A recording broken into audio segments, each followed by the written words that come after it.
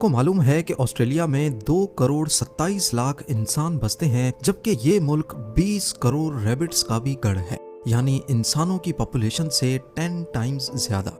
इन rabbits ने Australia में इतनी तबाही मचा रखी है कि गवर्नमेंट ने इन्हें तबाहकुन मखलूक डिक्लेयर कर रखा है। जहां ऑस्ट्रेलिया के लिए रैबिट्स एक नुकसानदेह क्रिएचर है और वो इनसे छुटकारा पाने की हर नाकाम कोशिश कर चुके हैं, वहीं चाइना ने पिछले 30 सालों में 40 लाख से भी ज्यादा रैबिट्स इंपोर्ट किए हैं, उनको खाने के लिए नहीं बल्कि कुबूची डेजर्ट में एक अनोखा एक्सपेरिमेंट करने के लिए। और जो रिजल्ट निकाला गया उसने पूरी दुनिया को हैरानो परेशान छोड़ दिया है। जब कोई रेगिस्तान हरी भरी जमीन को निगल कर उसे भी रेगिस्तान में कन्वर्ट करता है तो इस प्रोसेस को डेजर्टिफिकेशन कहते हैं, और इसका सबसे बड़ा विक्टिम है चाइना में मौजूद कुबूची डेजर्ट। एक वक्त था जब कुबूची डेजर्ट सालाना 5 लाख एकड़ के हिसाब से फैलता जा रहा था, यानी हर साल ये डेजर्ट 5 लाख एकड़ के करीब जरखेज जमीन को भी निगल रहा था। उस वक्त चाइना ने एड़ी चोटी के जोर लगाए और डेजर्टिफिकेशन के इस रेट को कम करने की कोशिश की। 1950s और 1960s के दौरान कई प्रोजेक्ट्स लॉन्च किए गए, सैंड कंट्रोल स्टेशंस बनाए गए, रेगिस्तान में दरख्त लगाए गए, लेकिन रेत का ये समंदर काबू से बाहर था। फिर एक दिन वैंग वैनबियाओ नामी एक लोकल एंटरप्रेन्योर ने सब कुछ बदल दिया। वैंग ने अपने पैसे एक अजीबो गरीब आइडिया पर लगाए। उसने कई 100 एकड़ रेगिस्तान पर सूखी झाड़ियां स्क्वायर शेप्स में रखना शुरू कर दी और उनके बीच में विलो ट्रीज लगाना शुरू किए, जिन्हें हम बेद का दरख्त भी कहते हैं। विलो एक ऐसा दरख्त होता है जो पानी के बगैर भी जिंदा रह सकता है, क्योंकि उसकी जड़ें रेगिस्तान में 300 फीट नीचे तक जाकर पानी को तलाश करती हैं। ये लकड़ी पेपर और फर्नीचर बनाने के काम आती है, पर सिर्फ तब अगर ये पेड़ रेगिस्तान में टिक पाए। कुबूची डेजर्ट में तेज हवाएं रेत को उड़ाकर बिखेर देती हैं, जिससे अंदर फंसी हुई नमी भी एवोपरेट हो जाती है, और इन्हीं तेज हवाओं से विलो के पौधों को बचाने के लिए इसके इर्द गिर्द झाड़ियां लगाई गई थी। शुरुआत में वैंग पर सब लोग हंसते थे कि देखो कौन पागल रेगिस्तान में पेड़ लगाता है, लेकिन किसी को भी वैंग के इरादों का इल्म नहीं था। अगले 3 साल तक सब सही चलता रहा, लेकिन फिर एक नया मसला खड़ा हो गया। विलोज के पेड़ को अब स्पेशल केयर की जरूरत थी। अगर उन्हें पेपर और फर्नीचर इंडस्ट्री को बेचना था तो जरूरी था कि पेड़ की नई टहनियों को फौरन काट दिया जाए ताकि दरख्त का मेन तना मोटा हो जाए। पर रेगिस्तान में ये काम करना बहुत मुश्किल भी था और महंगा भी, और यहीं से कहानी में एक नया मोड़ आता है। यही वो पॉइंट था जहां खरगोश यानी रैबिट्स की एंट्री होती है। खास तौर पर रेक्स रैबिट्स इस कहानी का हिस्सा बने।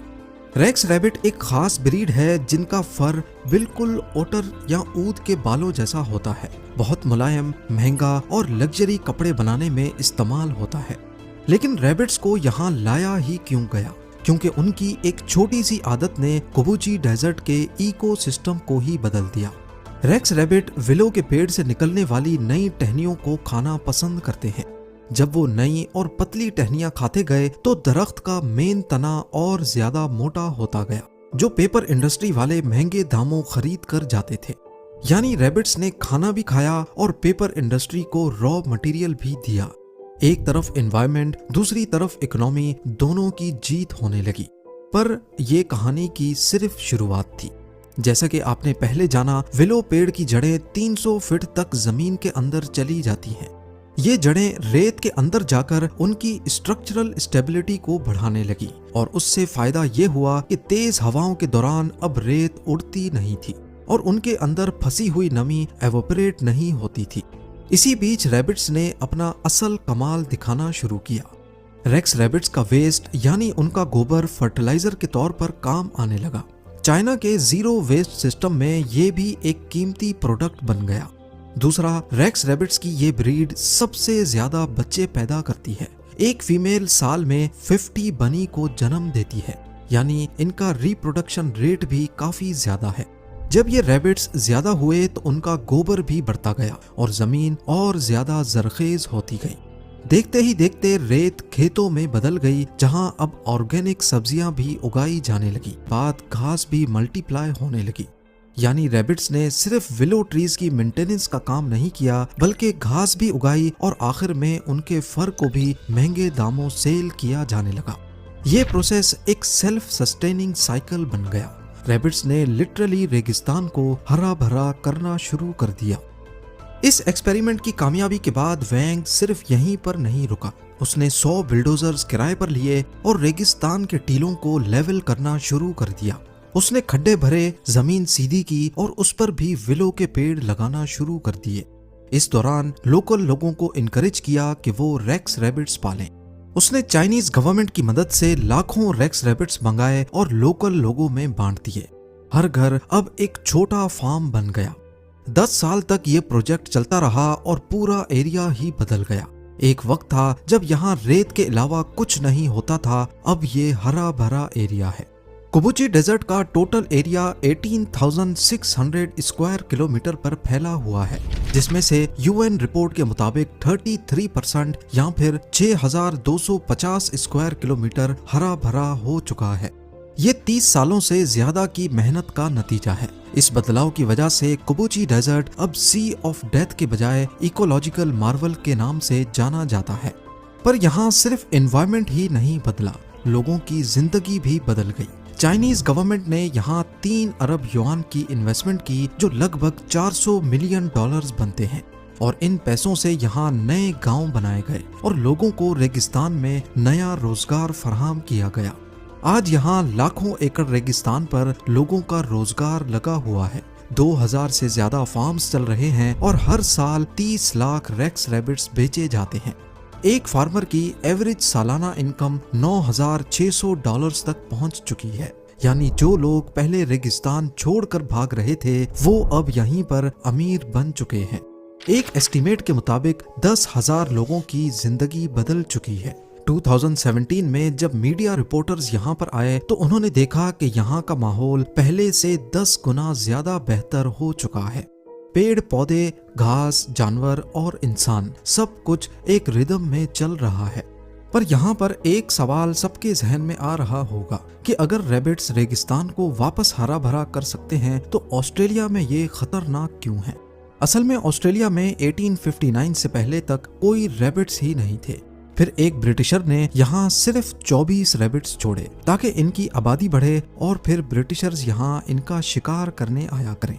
70 सालों बाद इनकी पॉपुलेशन इतनी ज्यादा बढ़ गई कि अब वो आउट ऑफ कंट्रोल हो गए। ऑस्ट्रेलिया में रैबिट्स अपने नेचुरल हैबिटेट्स में रहते हैं, जबकि चाइना में इन्हें कंट्रोल्ड एनवायरनमेंट में रखा जाता है। उनसे सिर्फ उतना ही काम लिया जाता है जितना सबके फायदे में है। यही वजह है कि रैबिट्स ऑस्ट्रेलिया में अजाब जबकि चाइना में ब्लेसिंग है। पर कुबुची डेजर्ट की कहानी सिर्फ यहीं पर खत्म नहीं हुई। यहीं पर बना दुनिया का सबसे बड़ा सोलर पावर इमेज, जिसे जमुना सोलर पावर प्लांट कहा जाता है। 6000 एकड़ पर फैला हुआ ये प्लांट करीब 50 लाख सोलर पैनल से मिलाकर बनाया गया है, जो स्पेस से देखने पर दौड़ते हुए घोड़े की शेप बनाते हैं।